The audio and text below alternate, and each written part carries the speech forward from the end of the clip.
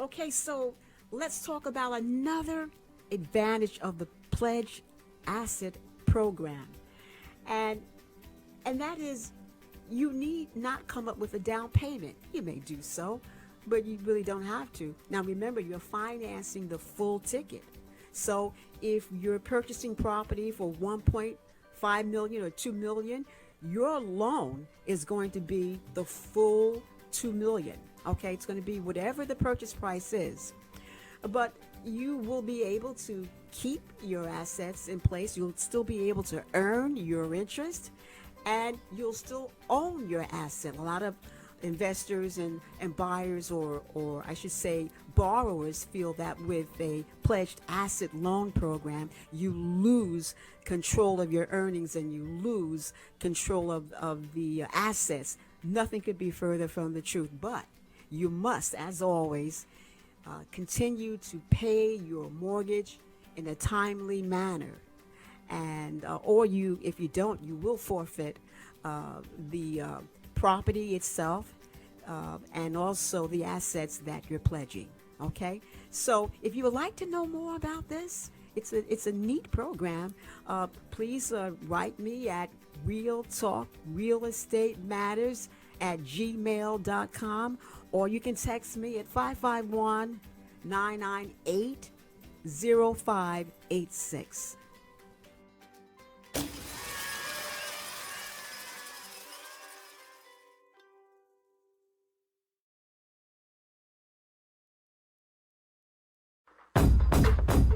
Welcome to Real Talk Real Estate with your host, Gail Allen. Opportunities knocking, knocking, knocking. Go grab a pen and a pad. Opportunities knocking, knocking, knocking. Call your girlfriend, call your boyfriend, call your mother, call your aunt, call your sister, call your brother. Don't you hear it, girl? Because right about now, just ask yourself, you're gonna hear what you need to know in order to get into the house that you want. Just close your eyes and you'll get there. You see, or the building that you want. Hey, what about refinancing the property that you own? What about that lower rate you were promised? What about doing a cash out? You want to go to buy that multi-family that you need. Opportunities, talking about what you need. Let's talk about how you can use other people's money just in case.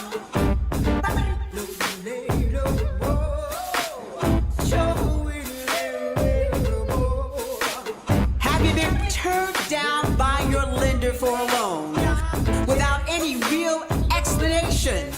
The secrets of the industry, you're gonna find it right here. This is Real Talk Real Estate with your host, Gail Allen.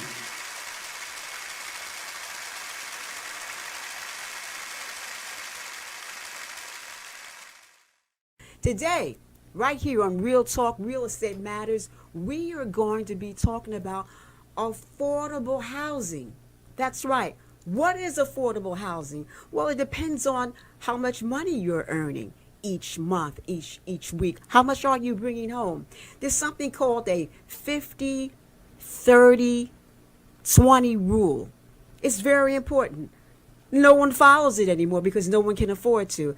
It simply means something like 50% of your take-home pay. So let's say it's $4,000, right? So 50% of your take-home pay should be spent on your gas and electric, on your rent, on your food, on your cable bill, things that you need in order to live. 30%, well, that should be spent on the things that you want to do, like tickets to a Broadway play. You know, you want to take somebody out on a date, or perhaps you would like a vacation, to go on a vacation, or maybe you would like to buy a car, some type of electronic device, an iPhone, an iPad, a tablet, something electronic. 30% of your take-home pay should be spent on that. And 20% of your pay should be for savings, monies that you place aside for retirement or a rainy day, or perhaps you're saving for a down payment on a house, or you're saving to open up a business. But housing is so expensive in this country and pretty much all over, in the most desired areas, the areas that are clean and efficient and what we call safe. So when we talk about affordable housing, unfortunately, there's a negative connotation, and that negative connotation is something like, oh, high crime area. Oh, that's a very bad area. Don't go down there. High crime area, affordable housing. Or perhaps it's an area with a bar on every corner, or it isn't safe, and nothing should be further from the truth.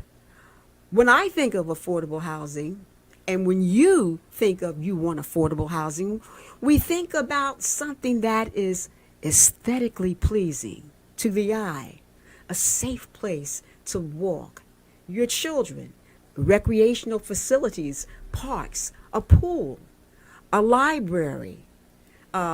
You'll be able to catch the train, or there's transportation and you're safe waiting for the bus, or parking your car at night. There's a security system, or maybe, who knows, a Peyton Place. No need for a security system. We wish.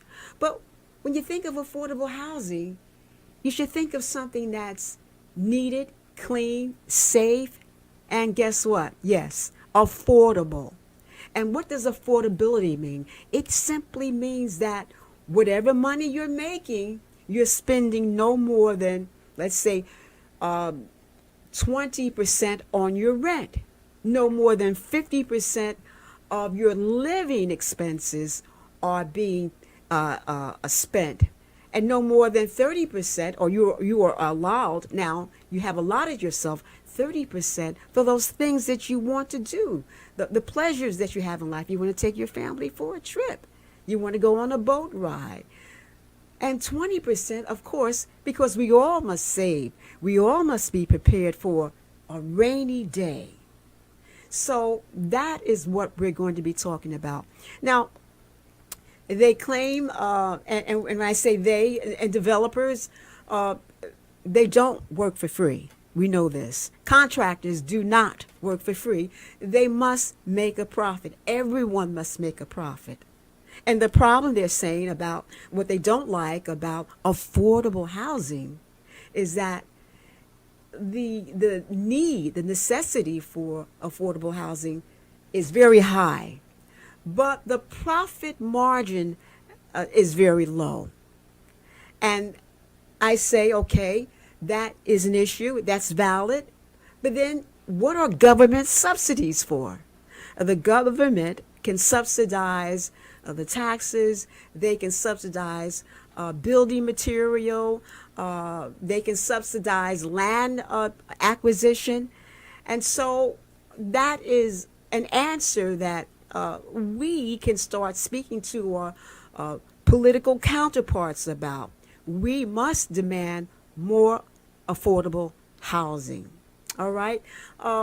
Economists say that at least one out of, I believe it's 7 or 8 households, 1 out of 7 households suffer from housing insecurity or the inability to keep up with their bills.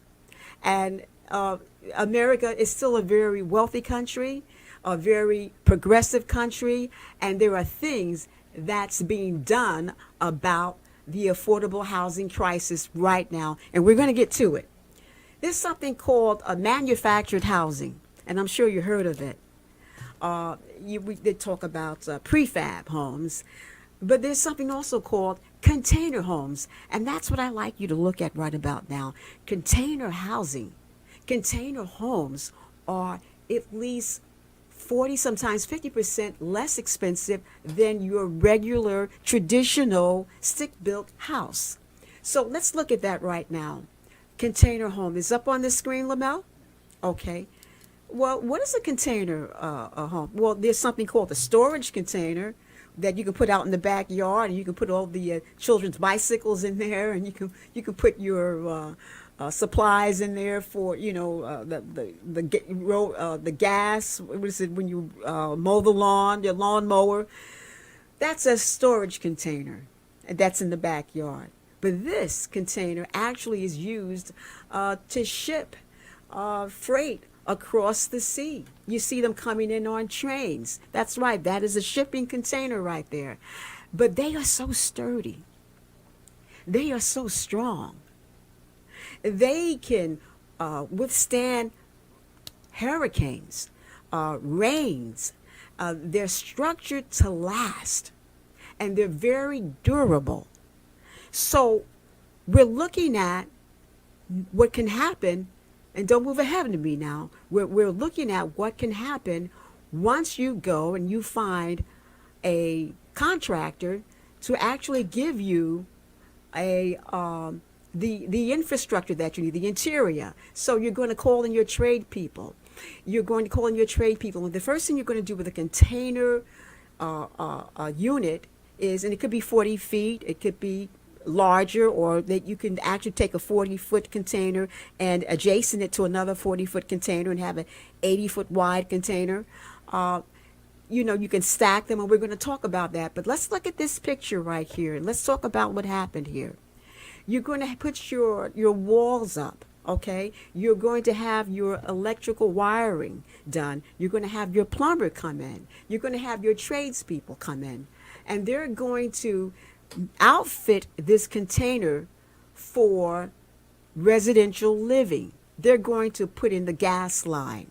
You're going to be able to paint and do your interior the same way you would if it were a regular colonial home, or it was a ranch home, or a duplex. This is what it looks like on the inside of a container. Now, let's talk about a luxury container, which would be our next slide. Yes, that's a container home. That's a container home. Can you believe it? It's gorgeous. And it looks like it's a townhouse. So you could have a row of container homes. And don't forget, you can put siding on the containers. Now, it's interesting to note that you must speak with your local building manager down at the municipality. You must speak with him because you need to know about the code. You need to know about the permits that are needed for container housing. And not every state is accepting container homes right now, simply because they're holding back, because they much rather stick to what they know, which is your regular traditional housing, stick built. Usually takes about 6 months to maybe 8 months, sometimes a year, to construct a new single family home. With container homes, you're talking about something like maybe 60 days, 30 to 60 days. You can drop one container already completed. Let's go back to the second container, Lamel. Let's go back to the second one. All right. So you see this container? You can actually order this from China, Japan, Australia, New York, Colorado, California for like $35,000 or $40,000, and they'll drop a 1-bedroom or 2-bedroom container home on your property. That's right. So if that property, if the tax for the property is something like maybe $200 a month, your container home is only, let's say, $50,000. That may run you something like $600 a month. You're talking about something like maybe $600, $700, or $800 to own your own home. It's affordable. It's aesthetically pleasing. It's beautiful. Let's go to the luxury home again. Isn't that gorgeous? Now let's look at the interior on that. This, which would be the next one. It would be the next one. The brown. There you go. Wooden floors. You can have wooden floors with container housing. Okay. Let's go to the next one, which is the pool. How do you like that? Take that in. Take that in. That's a container. And what the contractor has done is actually cut out a window on the side of the container. And of course, you have to refinish the inside of the container to hold the water. And you would speak to a contractor about that.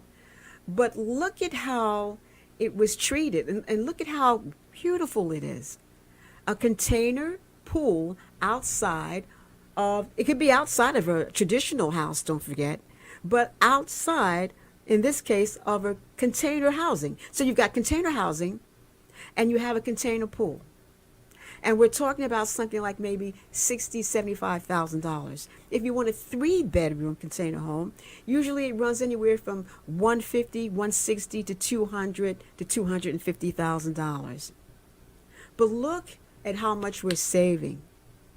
Because a regular 3-bedroom home in Bergen County is approximately $375,000 to $450,000. A 4-bedroom home in the Bronx may be anywhere from $650,000 to $750,000. When we talk about 2 families, we're really talking we're talking about $950,000 to maybe $1.5 for a nice 6-bedroom 2 family. And we're not talking about anything that's about, we're not talking about investing, an investor 2 family. We're talking about where people are actually going to live. A mother with her daughter and her daughter's family, a 2 family. It's going to cost. But with container homes, you may build a 2 family for something like maybe $450,000, $550,000. And it will look and have all of the amenities that you would like to put into it. Container housing. Let's look at these pictures one more time. That's a raw container. Nothing's been done to it. This is the interior. This is another container home. As you can see, it has siding. And look at the lighting. And one feature that everyone loves about the container home is the window. You have so much lighting. It's no longer give or take. Well, what about the back? We have a lot of windows in the back. We won't have anything. No, around the house, even on the 2nd and sometimes 3rd levels of a container home, you're going to find that design, that more highly desirable amenity, which is a window space allowing natural light to enter. And let's see the next one. That's the interior. Okay, beautiful hardwood floors. We have stairs going to a 2nd level. You have a kitchen. Everything that you have in the traditionally built home, you'll find with container housing.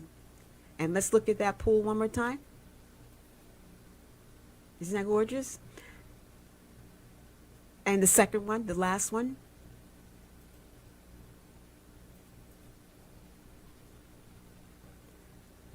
Now look at this. This is called 3D printing. 3D printing. A house. A house that was printed. Let's go back with that.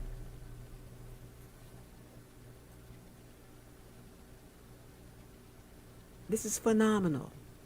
This is a new player in the field of affordable housing.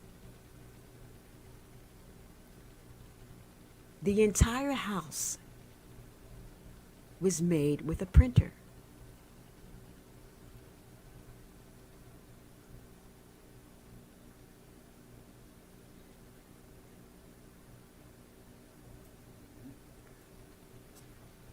We're talking about alternative housing here, so that families can live together, enjoy life in a safe, clean environment. Now, there's plenty of land. You look around you, you're on the highway, you're driving, you're down by the park or the beach. You see land everywhere you go. And it's I believe it's a psychological thing where people are always thinking the best place to live is in the city, close to the cities. But many of us now, because of the pandemic, we're working from home. We're working from home, meaning that we can live just about anywhere we choose to. And if this is true, if you find that, yeah, it's what that works for me, I'm working home now. I told my employer that I'm not coming into the office anymore, or I'll come into the office maybe once or twice a week as a compromise. But you want to work from home now. Well, now, if you're working from home, instead of paying a high rent because you live close to a bridge or close to a very congested cosmopolitan area, why not find land away from the congestion, land that is very affordable, close enough to a highway, it's leveled, and drop a container home or do a 3D printer home. It's durable and affordable. $40,000, $50,000 for 1 or 2 bedroom. 3 bedroom, maybe anywhere from 150 to 250. The savings is there.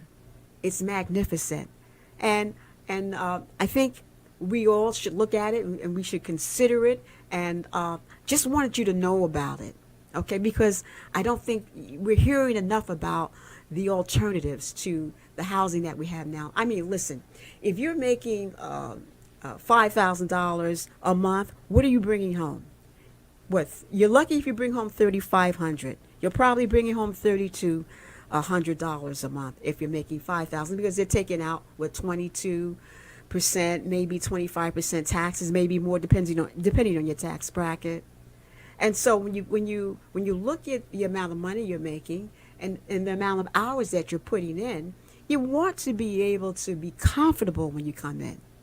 You want to be able to enjoy your children. You want to be able to take a walk outside, a walk in the park. You want to be able to go down to Starbucks and get some coffee, Dairy Queen, and you want to enjoy, for example, there's a beautiful town called Montclair, New Jersey, and they have festivities every first of the year. So January 1st or January or New Year's Eve is a day where the clubs are open, the restaurants are open. It's a very festive atmosphere, and children are allowed to go into restaurants where they're serving adult beverages, and they're listening to jazz, they're listening to blues, and that's the kind of life that we all deserve.